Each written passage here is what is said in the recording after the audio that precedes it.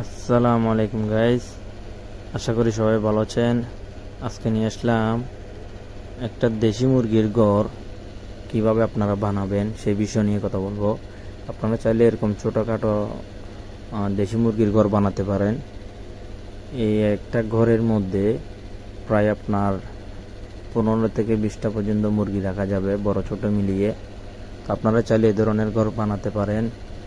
এগুলা একটা কিনা হয়েছে 2300 টাকা করে, দুইটা 4400 টাকা দিয়ে কিনা হয়েছে। এগুলা দেখতেও খুব সুন্দর, খুব মজবুত করে বানানো হয়েছে।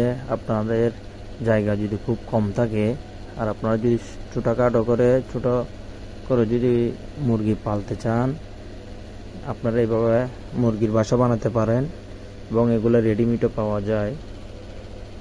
এগুলো খুব মজবুত করে বানানো হয়েছে।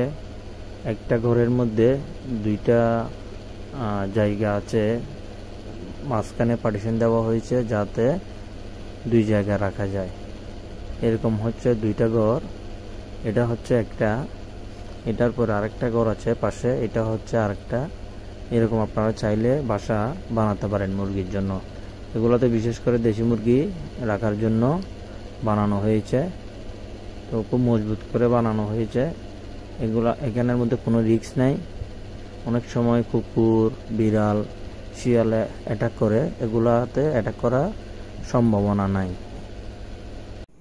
আপনারা চাইলে বাড়ির আশেপাশে এই ধরনের মুরগির ঘর বানিয়ে রাখতে পারেন।